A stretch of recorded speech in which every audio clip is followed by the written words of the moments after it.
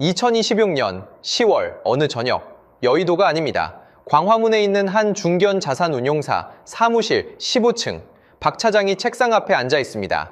6개월 전에 이직한 새 직장이에요. 손에는 두꺼운 실사 보고서 한 권이 들려 있습니다. 표지에 이렇게 적혀 있습니다. SK 에코프라임 자산실사 제1차 보고서. 박 차장이 보고서 첫 장을 넘깁니다. 회사 개요, 사업부문, 바이오디젤 국내 1위.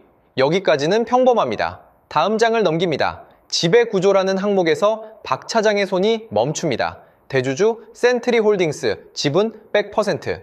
그 아래에 작은 글씨가 하나 더 적혀 있습니다. 최종 지배주주 힐하우스 인베스트먼트. 박 차장이 의자 등받이에 몸을 기댑니다.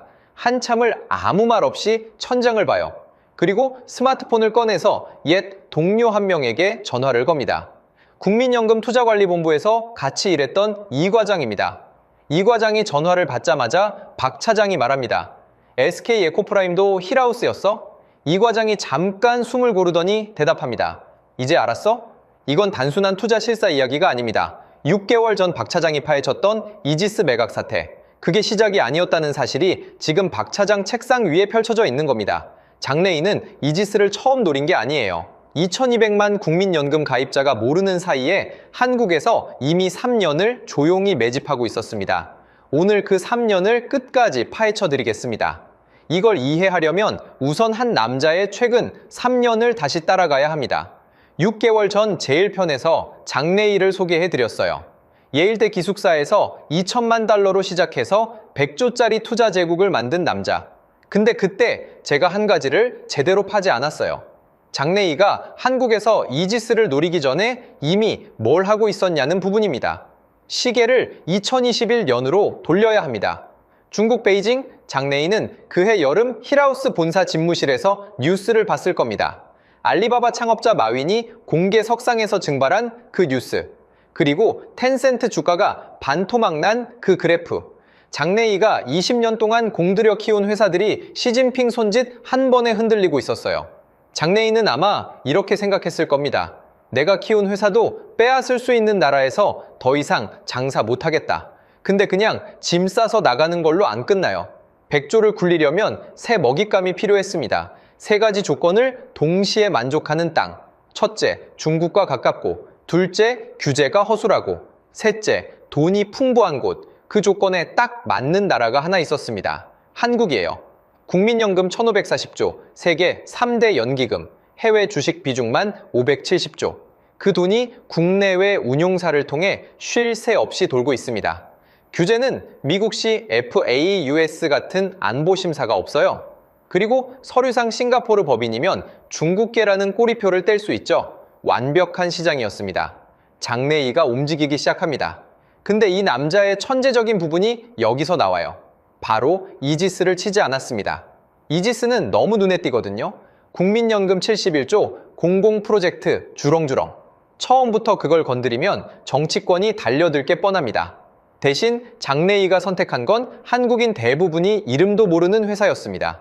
SK 에코프라임, 바이오디젤 국내 1위, 폐기물 처리 친환경 에너지. 누가 이런 회사 이름 기억하겠어요? 근데 장래희는 이 회사를 왜 노렸냐? 여기서 장래희가 아마 이렇게 생각했을 겁니다. 한국인 관심이 가장 적은 분야부터 먹어야 한다. 데이터 센터는 나중에, 연금은 더 나중에, 지금은 폐기물이다. 2023년 말 한행컴퍼니라는 국내 사모펀드가 SK 에코프라임을 팔려고 내놨어요. 한행컴퍼니는 이 회사를 2019년에 샀고 4년 만에 재매각하는 거였습니다. 시장에서는 매각 가격이 4천억에서 5천억 정도로 거론됐어요. 이 소식에 누가 제일 먼저 움직였냐? 싱가포르에 있던 장래희입니다. 장래희는 한국에 직접 들어오지 않습니다. 대신 센트리홀딩스라는 이름의 한국 법인을 먼저 만들어둡니다.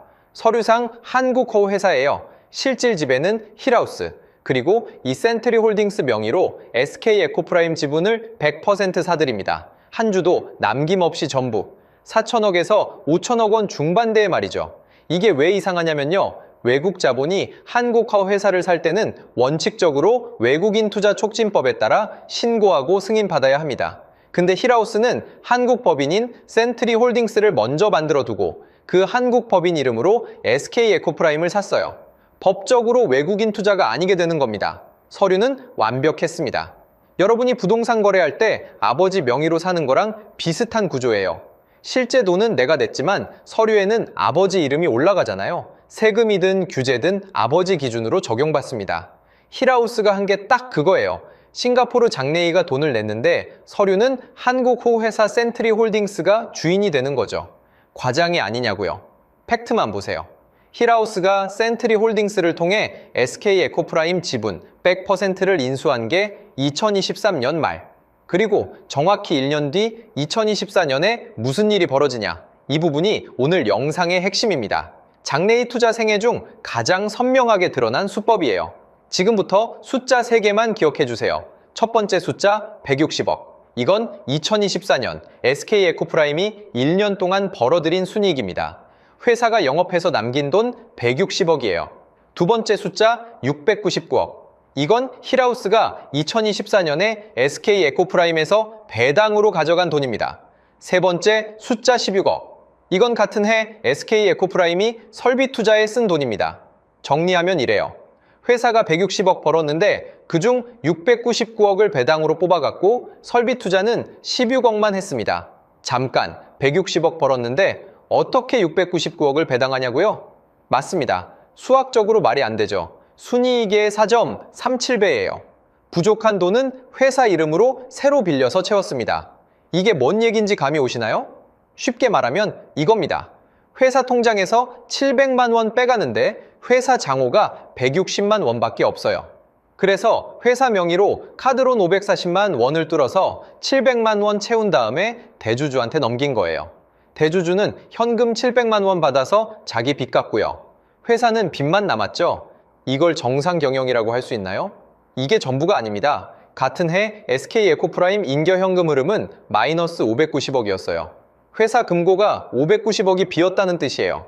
매출은 어땠는지 보면 2022년 8,084억, 2023년 6,343억, 2024년 5,993억. 2년 사이에 매출 2천억이 증발했습니다. 회사가 망가지고 있는데 대주주는 699억을 뽑아간 겁니다. 힐하우스 쪽 해명은 이래요. 이건 먹튀가 아니다. 한국 지주사 센트리 홀딩스에 고금리 대출이 있어서 저금리 대출로 갈아타려고 한 것뿐이다. 외국으로 돈을 빼낸 게 아니라 국내에서 대출 구조만 바꾼 거다. 리파이낸싱이다. 비업계 일부도 이 말을 지지합니다. 일리가 있습니다. 인정합니다. 근데 놓치면 안 되는 게 있어요. 리파이낸싱이 진짜 목적이었다면 왜 하필 매출이 2천억 줄어든 시점에 인겨 현금 흐름이 마이너스인 회사에서 설비 투자는 16억밖에 안 하는 상태에서 699억을 뽑아냈을까요? 회사를 키우려는 게 아니라 회사를 말려먹고 있는 거잖아요. 이건 영국에서 이미 벌어진 일이거든요.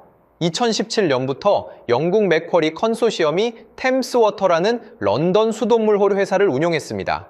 순서대로 뭘 했냐면요. 배당을 최대한 뽑았어요.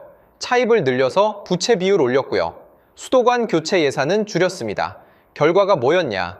런던 수돗물 파이프가 100년 넘게 교체 안 돼서 누수율 폭등, 템스강의 하수 범람, 2023년 영국 정부 직접 개입 단계까지 갔습니다.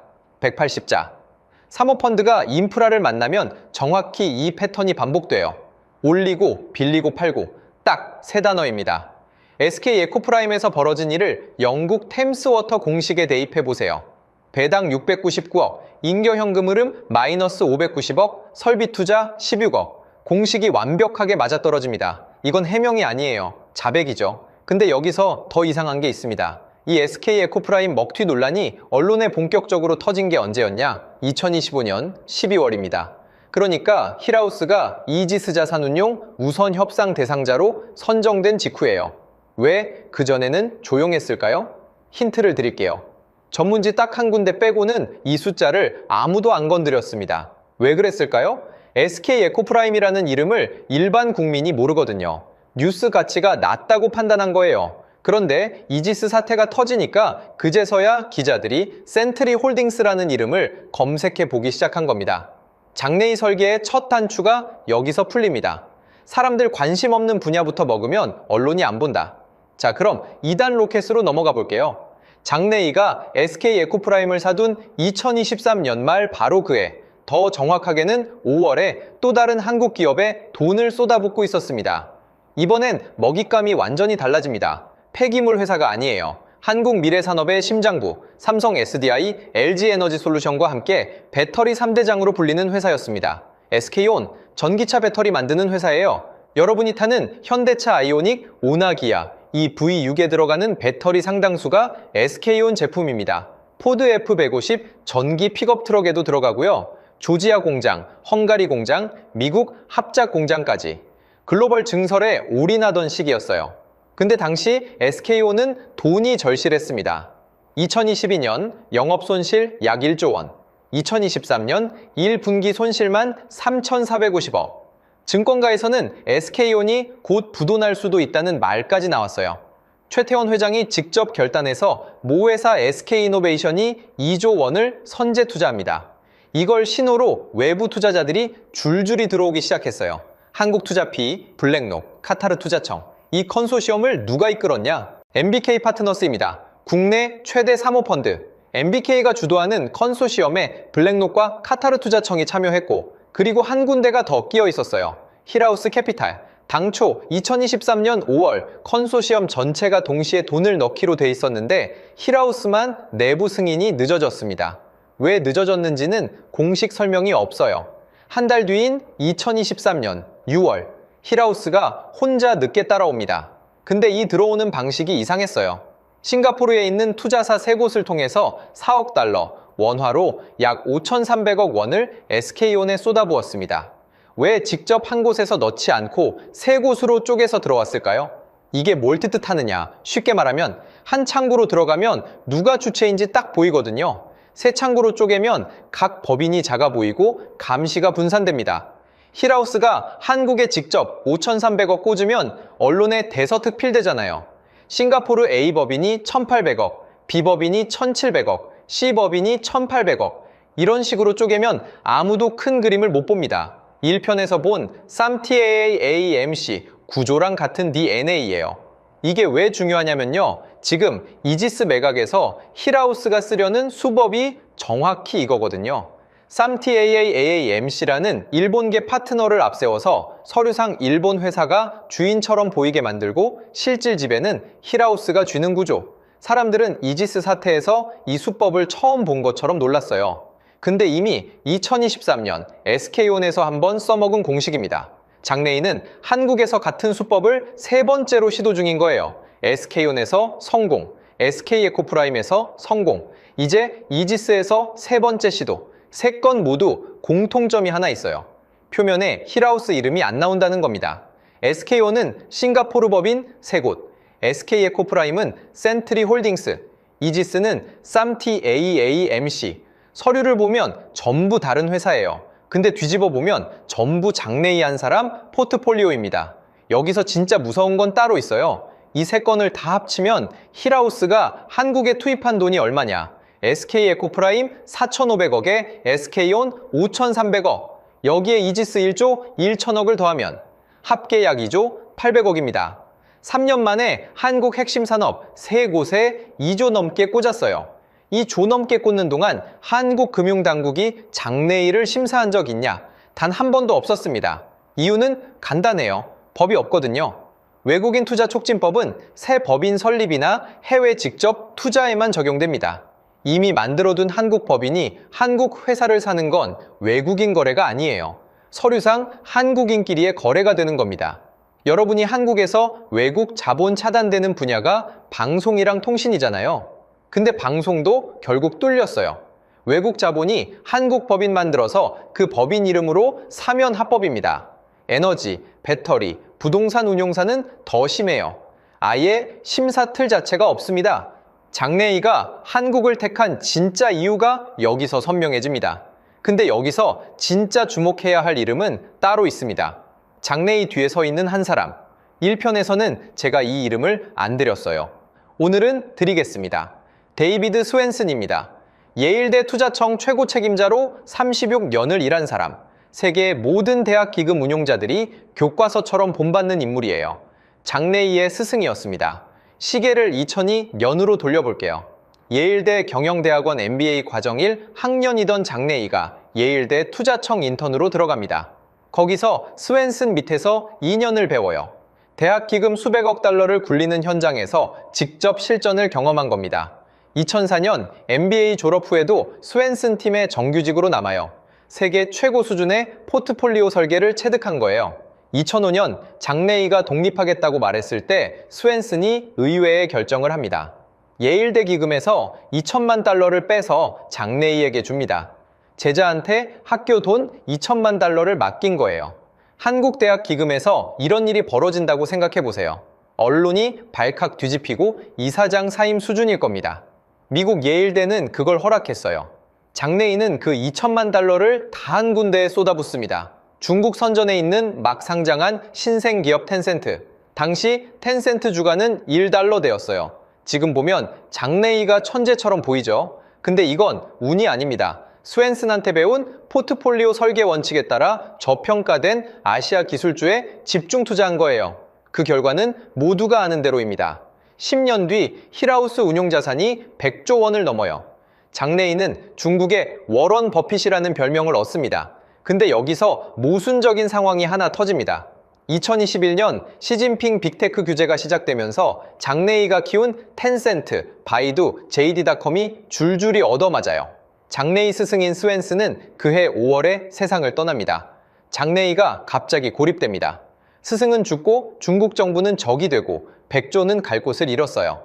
2022년 장래희는 싱가포르 시민권을 취득합니다. 중국 여권을 버리는 거예요. 자기를 만들어준 나라의 국적을 버리고 새 간판을 다는 겁니다. 그리고 정확히 1년 뒤 2023년 한국에 상륙합니다. SK 에코프라임 인수, SK 온투자, 이지스 타진 시작. 여기까지가 장래희 20년 서사예요. 중요한 건 이겁니다. 장래희는 한국에 우연히 온 게 아닙니다. 중국 본토에서 쫓겨나다시피 나와서 시민권을 바꿔 달고 자기가 가진 100조를 풀 곳을 찾고 있었어요. 그중 한국에만 2조 넘게 꽂았습니다. 3년 만에 3단 로켓을 쐈어요. 자, 그럼 여기서 질문이 하나 생깁니다. 왜 하필 3단계였을까요? SK 에코프라임 한 번으로 끝내거나 이지스 한 번에 몰아서 가거나 단순하게 할 수 있었잖아요. 근데 에너지부터 배터리까지 차례차례 쌓은 이유가 뭘까? 여기서 장래희의 진짜 설계가 드러납니다. 이 3단계 순서 자체가 한국이라는 시장을 뜯어먹는 최적의 공식이었어요. 1단계 SK 에코프라임, 선택 이유, 국민이 관심 없는 분야, 바이오 디젤 회사 이름 기억하는 사람 없어요. 여기서 벌어지는 일은 뉴스 가치가 낮습니다. 먹튀 수법을 여기서 테스트할 수 있어요. 성공하면 방법 확정, 실패하거나 논란 나도 타격 자금. 장래희 입장에서는 리스크 제로의 실험실이었던 겁니다. 2단계 SK온, 선택 이유, 자금난 때문에 돈이 급한 회사. 조단이 손실 중이라 외부 투자를 거절할 형편이 아니었어요. MBK 컨소시엄이라는 좋은 우산도 있었고요. 힐하우스 단독으로 들어가면 경계받지만 MBK 옆에 붙으면 안 보이죠. 쉬운 진입, 싼 가격, 거대한 미래 가치. 이런 딜을 놓치면 바보입니다. 3단계 이지스, 선택 이유, 한국 부동산 1위, 70일 조인프라, 국민연금 직접 연결. 1. 2단계로 한국 시장을 익힌 장래희에게 이건 최종 보스였습니다. 여기를 먹으면 한국 핵심 인프라 전체에 발을 담글 수 있어요. 다만 이건 1단계와 정반대 성격이에요. 국민 관심이 높고 뉴스 가치가 최대죠. 여기서 막히면 끝입니다. 장래희는 아마 이렇게 계산했을 겁니다.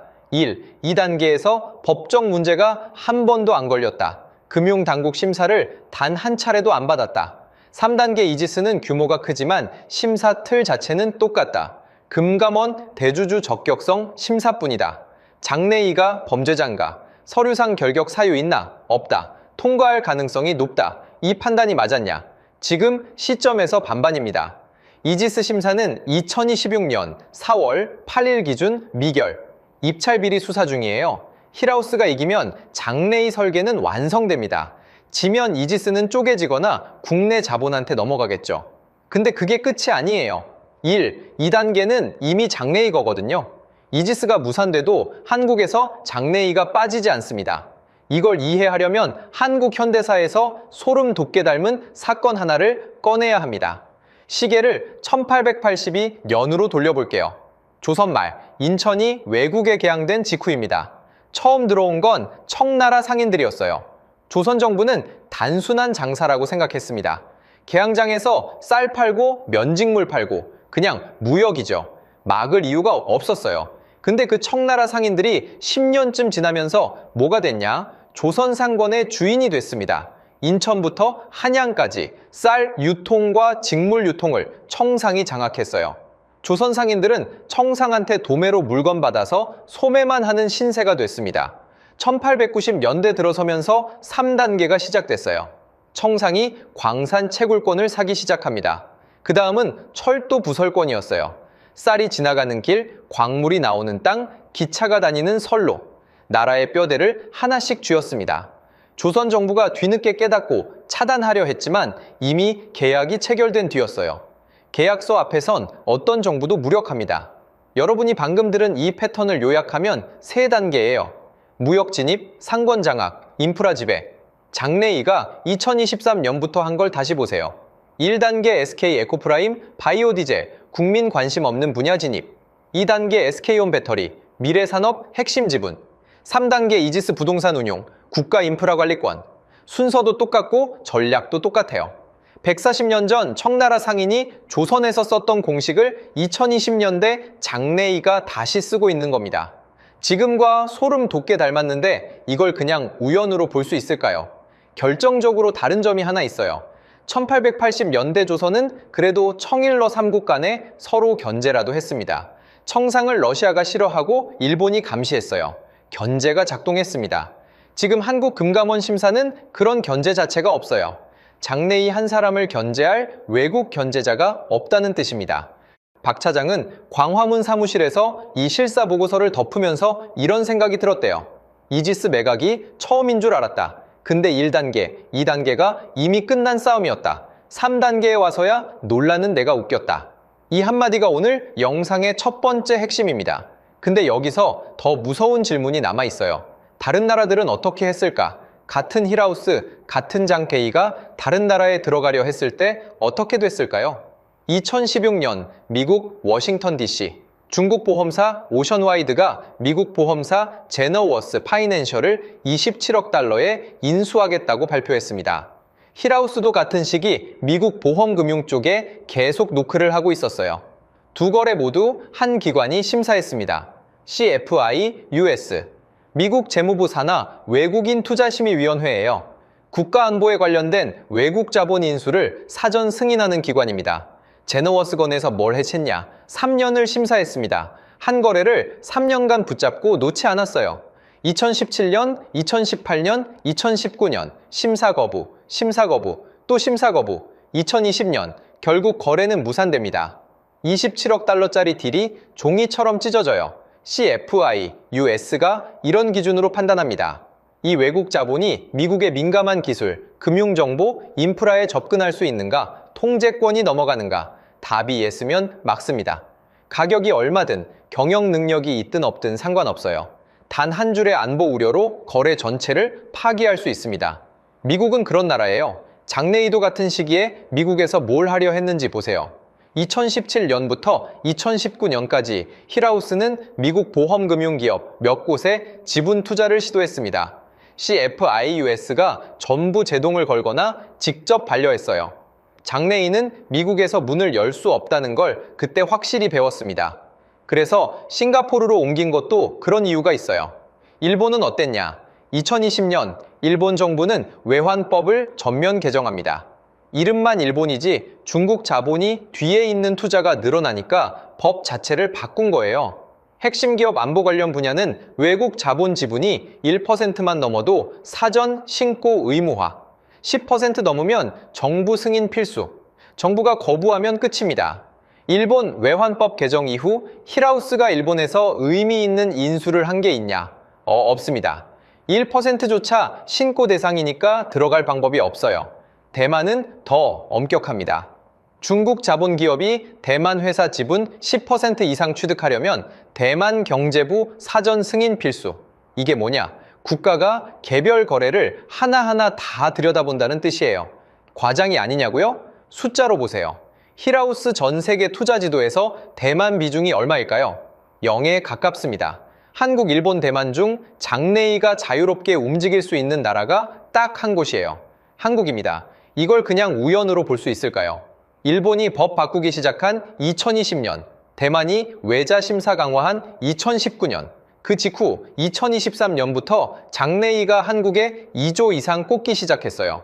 주변국 다 문 닫히니까 문 열린 곳으로 몰린 겁니다. 여러분, 이사 다니는 세입자가 집 5군데 알아봤는데 4곳은 보증금 안 된다고 거절하고 한 곳만 오케이 하면 당연히 그 집으로 몰리잖아요. 지금 한국이 그 한 곳이에요. 그 집이 한국입니다. 한국은 왜 그 한 곳이 됐냐? 법이 없어서예요. CFIUS 같은 기관도 없고 일본식 외환법도 없고 대만식 사전 승인도 없습니다. 금감원 대주주 적격성 심사가 유일한 문인데 그 심사는 범죄 전과나 재무 건전성만 봐요. 이 사람이 외국 자본의 우회 진입자인가? 이런 질문은 아예 하지 않습니다. 할 수 있는 법적 근거가 없거든요. 쉽게 말하면 이겁니다. 우리 동네 아파트 경비원 뽑을 때 이력서 검증 기준이 경찰 조회와 신용 점수예요. 이 사람이 옆 동네 건물주가 심은 스파이인가? 이런 건 묻지 않습니다. 금감원 심사가 그 수준입니다. 아파트 경비원 채용보다 느슨하진 않지만 국가인프라 운용사 주인 바뀌는 심사가 이 정도예요. 근데 이 상황에서 진짜 무서운 건 따로 있어요. 장래희는 미국에서 막힌 걸 이미 경험했습니다.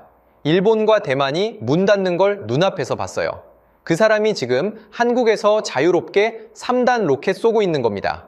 장래희가 이걸 모를 리 없잖아요. 자기한테 한국이 마지막 남은 거대 시장이라는 걸 알고 움직이는 거예요. 여기서 한술 더 뜹니다. 한국국민연금은 다른 나라 연기금과 달리 해외 투자 비중이 절반을 넘어요. 1540조 중 해외 주식만 570조, 해외 채권까지 하면 670조입니다.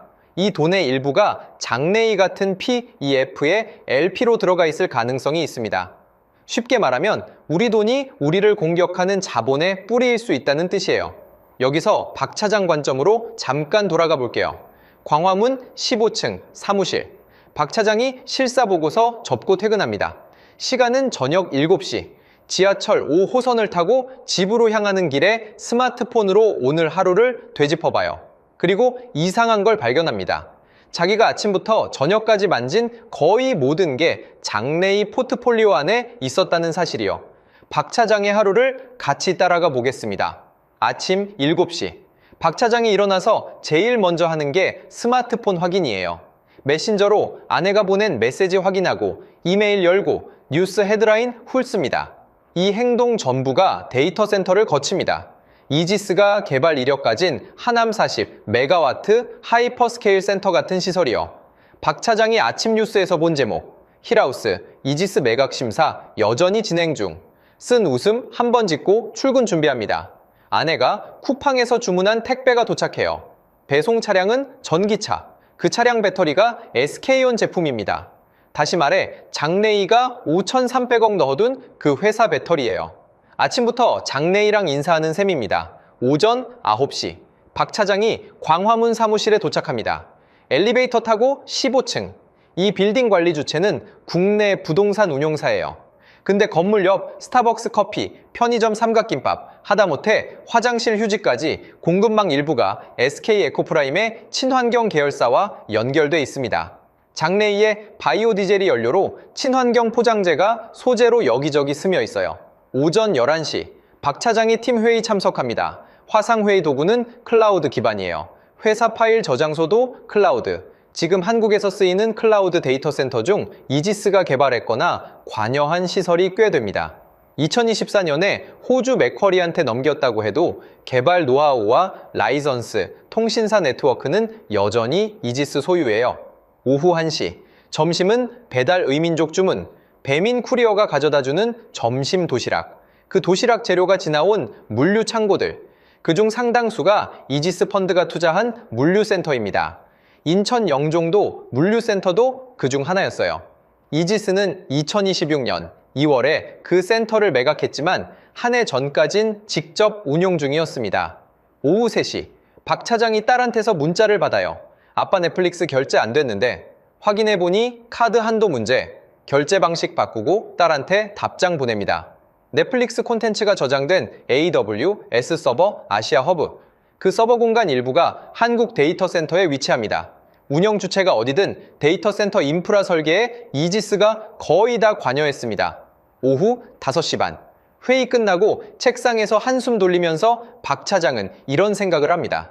아침 7시부터 지금까지 내가 만진 모든 디지털 인프라, 물리적 인프라, 심지어 내가 먹은 점심까지 다 어딘가에서 장래희 포트폴리오와 연결돼 있다. 이게 과장일까? 아니에요. 장래희가 깔아둔 3단 로켓의 전체 방영이 한국인 하루 24시간을 이미 덮고 있는 겁니다. 이런 영향이 당장 내 지갑에 얼마 들어오냐고요? 1편에서 말씀드렸죠. 물류센터 임대료 오르면 택배비에 500원 붙습니다.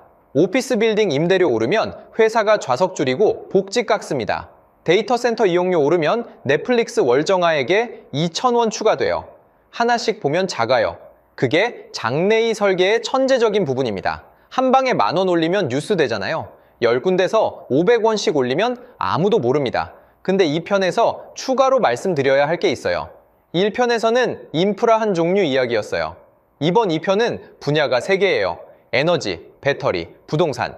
각 분야에서 500원씩, 2,000원씩, 15%씩 오릅니다. 합치면 얼마가 될까요?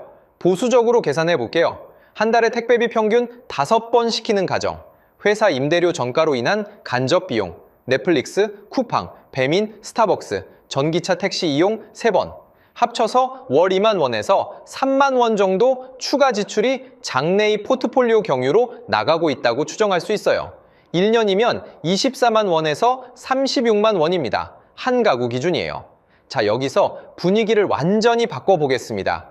앞에서 본 게 박 차장 하루 침투 시나리오라면 지금부터는 더 무서운 거예요. 3단 로켓이 완성된 이후 박 차장의 5년 뒤 시나리오. 장래희 구조가 그대로 굳어지면 2030년쯤 한국에서 어떤 일이 벌어지느냐. 3가지 경로가 있습니다. 경로 1, 장래희 3단 로켓 모두 성공. 이지스 심사 통과, SK온치, SK에코프라임 계속 운영. 박 차장은 5년 뒤 45세, 아들은 중학생. 한국 3단 인프라 전체에서 사모펀드식 수익 극대화 운영이 일상화됩니다. 물류비, 임대료, 데이터 이용료 모두 장기적으로 상승 압력. 2030년 가계실질, 가처분 소득 5%부터 7%까지 감소 추정. 이 시나리오의 함정이 뭐냐? 장래희는 영원히 안 갖고 있어요. P/F 속성상 10년 뒤 팔고 나갑니다. 팔 때쯤이면 인프라 자산은 배당으로 말라붙은 빈겁대기예요. 남은 건 다음 사모펀드가 또 사서 또 뽑고 또 팝니다. 올리고 빌리고 팔고. 3대째 반복되면 2045년 한국 인프라 전체가 외국 자본 금융상품으로 굳어집니다. 경로 2, 이지스 심사 거부. 금감원이 입찰 비리 확인하고 힐하우스 막아요. 박수 칠 일일까요? 꼭 그렇지도 않습니다. 이미 SK에코프라임은 힐하우스 거, SK온은 5,300억 지분이 싱가포르 법인 3곳에 분산. 심사로 막을 수 있는 건 이지스 한 건이에요. 나머지 2건은 되돌릴 방법이 없습니다. 이 시나리오의 함정은 한국인이 이지스 하나 막았다고 안심하는 거예요. 이지스 무산되면 언론 관심은 금방 사그라집니다. SK에코프라임에서 벌어지는 먹튀는 계속됩니다. SK온 5,300억은 그대로 운영됩니다. 3단 로켓 중 1, 2단은 이미 발사됐어요. 문 닫기엔 너무 늦었습니다. 경로 3, 가장 현실적인 시나리오. 이지스 심사 통과는 아니고 조건부 승인, 일부 자산 매각 조건, 이사회 구성 제한, 정보 접근 차단 같은 조건이 붙습니다. 힐하우스는 조건 수용하면서 이지스 지분 확보. 겉으론 한국이 안전장치 건 것처럼 보이는데 장래희는 속으로 이렇게 생각할 겁니다. 조건은 시간이 흐르면 완화된다. 처음엔 이사회 1명만 내 쪽 사람으로 두지만 3년 지나면 2명, 5년 지나면 다수. 정보 접근도 처음엔 차단이지만 운영 중에 자연스럽게 터진다. 조건부 승인이 진짜 끝이 아니에요. 이 시나리오가 가장 무서운 건 시민들이 이겼다고 착각하게 만든다는 점입니다. 안도감 때문에 감시가 사라져요. 자, 여기서 좀 더 공정한 시각을 위해 반론을 짚어보겠습니다. 첫 번째, 힐하우스는 싱가포르 회사인데 중국 자본으로 단정 짓는 건 너무 나간 거 아니야. 충분히 일리가 있습니다. 본사는 싱가포르에 있고 장래희는 2022년에 싱가포르 시민권 취득했어요. 형식상 싱가포르 회사 맞습니다. 인정합니다. 근데 놓치면 안 되는 게 있어요. 장래희가 2022년 전에는 중국 여권이었습니다. 힐하우스 운용자산 중 중국 본토 기원 자금 비중이 여전히 크고요. 무엇보다 미국시 FIUS는 국적 바꾼 것과 상관없이 장래희를 중국계로 분류합니다. 제너워스건에서도 그렇게 분류됐어요. 미국 기준으로 장래희는 영원히 중국계입니다. 두 번째 반론, SK에코프라임 699억 배당은 힐하우스 측 해명대로 리파이낸싱 목적이라잖아. 해외로 돈 안 빠졌다면서? 맞아요. 공식 해명은 그래요. 그리고 IB업계 일부도 이 설명 지지합니다. 근데 여기서 각도를 바꿔보면 다른 그림이 보여요. 리파이낸싱이 진짜 목적이었다면 이 순서는 왜 이랬을까요? 매출 2천억 감소 확인, 인겨현금 흐름 마이너스 590억 확인, 그 상태에서 699억 배당 결정, 설비 투자는 16억, 회사를 키우는 게 아니라 뼈만 남기는 순서예요. 영국 템스워터 사모펀드가 수돗물 회사에서 한 게 이 순서입니다. 공식이 일치합니다. 세 번째 반론, 외국 자본이 한국에 들어오는 건 다른 나라도 다 하잖아. 유독 한국만 호들갑 아니냐?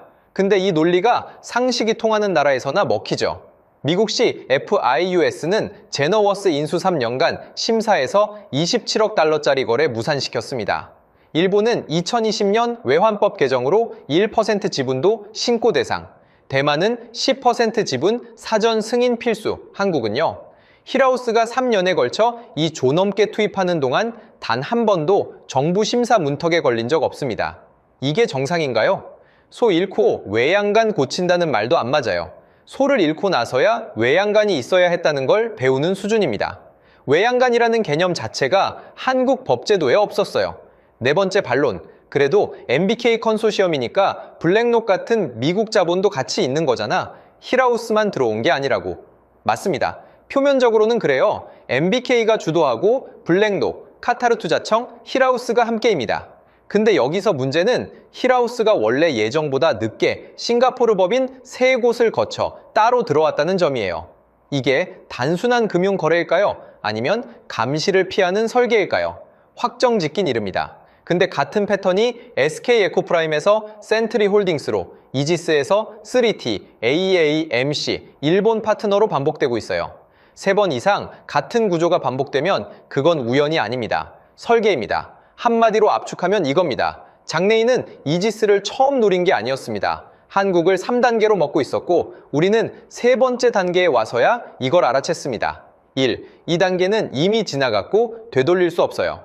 2026년 4월 기준 이지스 심사 미결. SK에코프라임은 3년째 힐하우스 소유. SK온은 5,300억 자본이 싱가포르 경유로 들어가 있습니다. 이건 한 회사의 매각 이슈가 아니에요. 한국이 외국 사모펀드 자본의 3단 로켓 표적이 됐다는 신호입니다. 미국이 막고 일본이 막고 대만이 막은 뒤 마지막 남은 시장이 한국이라는 선언이에요. 장래희가 한국에서 멈출까요? 4번째 단계, 5번째 단계가 없을 거라고 누가 장담하죠? 여러분이 오늘 아침 탄 택시, 점심에 주문한 배달, 회의에서 쓴 클라우드, 저녁에 본 넷플릭스, 심지어 화장실 다녀올 때 지나친 사무실 복도 조명까지 어딘가는 장래희의 포트폴리오 안에서 움직였어요. 매달 월급에서 9%씩 빠지는 국민연금도 SK에코프라임, SK온, 이지스에 각각 얼마씩 걸려 있는지 대부분 모를 겁니다. 확인해 본 적 있으세요? 박 차장은 그날 밤 지하철에서 집으로 가면서 실사 보고서 생각을 떨치지 못했습니다. 아내한테 전화해서 오늘 이상한 걸 봤다는 얘기 꺼내려다 말았어요. 아내한테 설명하려면 장래희 20년 서사부터 시작해야 하고 스웬슨 예일대 얘기도 해야 하고 한국 3단 로켓도 풀어야 합니다. 1시간으로도 부족해요. 대신 박 차장은 아들한테 이렇게 물어봤어요. 초등학교 6학년 아들한테요? 민수야, 너는 국민연금이 뭔지 아니? 아들이 모른다고 합니다. 알아야 할 이유가 없어요. 아직 박 차장이 말합니다. 나중에 네가 어른이 되면 네가 매달 월급에서 9%씩 낸 돈이 어디에 쌓이는지 꼭 한번 확인해봐. 꼭. 그리고 박 차장은 혼자 이렇게 생각했습니다. 1편을 만든 내가 우스웠다. 이지스가 처음인 줄 알고 놀랐는데 이미 2년 전에 국민연금 수천억이 묶인 SK에코프라임이 조용히 팔렸고 그때는 아무도 놀라지 않았다. 다음번엔 뭐가 팔릴까? 그때도 우리는 뒤늦게 놀랄까? 아니면 그때쯤엔 아무도 신경 안 쓰게 될까? 이 영상이 도움이 되셨다면 좋아요 부탁드립니다. 댓글로 장래희의 네 번째 단계는 어디일지 여러분 생각을 남겨주세요. 우리 채널에서 그 다음 단계를 제일 먼저 파헤쳐 드리겠습니다. 구독과 알림 설정까지 해주시면 다음 영상에서 바로 찾아뵙겠습니다.